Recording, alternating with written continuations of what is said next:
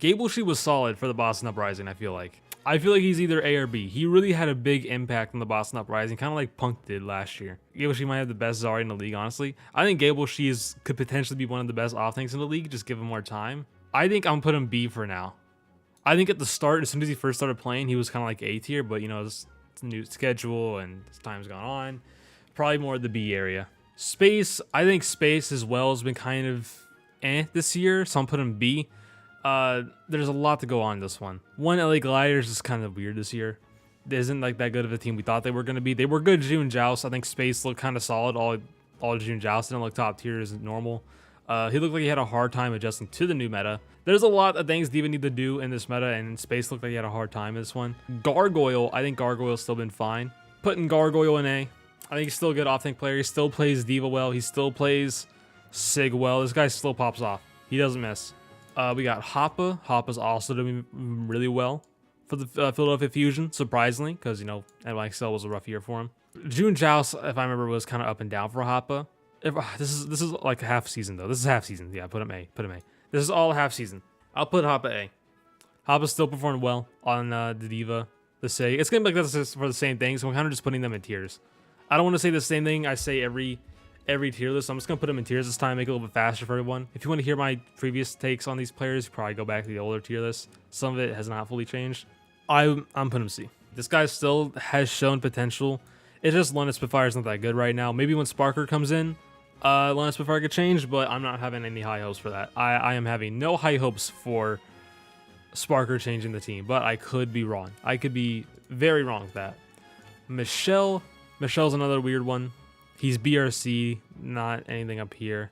I think Michelle's still been solid. Very inconsistent, though. I will say Michelle. Some games he pops off. Maybe a map he doesn't pop off compared to this last map. He's very inconsistent. Give him more time, I guess. I don't know. I feel like giving more time is not a good excuse now because we're in the middle of the season now, or half.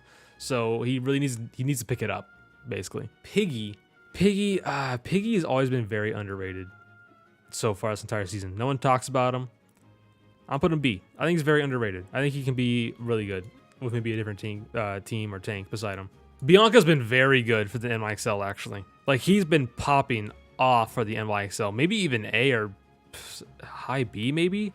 Piggy A, maybe. Honestly, is this a hot take to put Bianca? Maybe that is. I don't know if I want to put Bianca A, but this guy is popping off on the NYXL. Ooh, this one, Bianca's hard, because I know some people have, like, this idea that the NYXL is really bad, but if I went back into the replay viewer and watched Bianca mainly, and like Bianca looked good. Bianca was kind of dominating. This guy, he plays well with his team. His peel is good. He's always with Yakpong. He pops off occasionally too. Yes, he doesn't eat the nades. He has a hard time eating the big stuff coming through that would change the game, but he's been really good. We'll put him. We'll put him B. We'll put him B. All right, here's Vestola. Cool guy. Came in surprisingly, he did well, I feel like. He played, what, 2 or 3 games for Paris Eternal, and he looked good.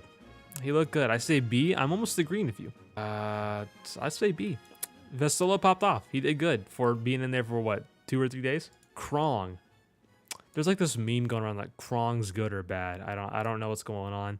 I think Krong's still solid. He's not awful. Still one of the better parts of the Guangzhou charge. Yeah, Krong is still good. Krong still pops off. Absolutely. Krong's having a down year for sure, nothing compared to last year. I think it's because he's just a weaker team this year. This is a way weaker team. I think we'll put him A. Unfortunately, when you're on a worse team compared to last year, you're not going to pop off as much. Krong still pops off, though. He still does what he does. Elsa. He's still solid. He's still good. Hanbin. Hanbin and S, nothing much is going to change from my take in the previous tiers. I've said he's still good. He pops off all the time. It's kind of just... I really don't have to explain. Void. Void's also been really good. Void, I think Void's been dominating still. Good Sig, good Diva. Nothing much changes with these top off tanks. I don't know what to say. I wish I could explain more, because I know some people, they come into my tier list videos and like, yo, dude, you need to explain a little bit more things. Like, bro, it's just, I don't want to say the same thing over and over again for every off tank. So we'll just put Void S. Hawk, though.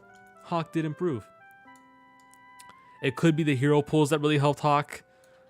Playing more Winston meta, Winston comps, Arista comps, it really helps Hawk play a little bit more. His Sig did a little more, and Diva as well. His Diva was really good. I say Sig, but was more Diva for all these players. Hawk really got to show how good his Diva was. It's been a hard time for him to show it how good he was, but in this hero pool meta, it was really good for Hawk to show off. 2U, kind of disappointing this year. I mean, he hasn't been as good as he was that he showed last year, but he's been kind of disappointing this year. I mean, he's having a hard time adjusting to metas, staying with gesture, then against gesture, peeling. I don't know. He's kind of all over the place when I watch him. It's really disappointing to see 2U play like this, but we'll see. Maybe something happen. Washington Justice Fury. June Joust was rough for him, but I'd still say all season long. So far, all season, A tier. I think Fury's still good. I think Washington Justice was all over the place in this new meta, but I think Fury still stood out to me. Assassin as well. The backline had a hard time, but we'll get there when we get there. Choi. Ah, gosh. I saw it happen to ATP when he put Choi in A, and that's going to be rough if I put him in A. Choi has not been that top tier this season, but that goes for all of Shock. This is going to be a rough one to place. I don't think Choi... I almost don't think Choi's S.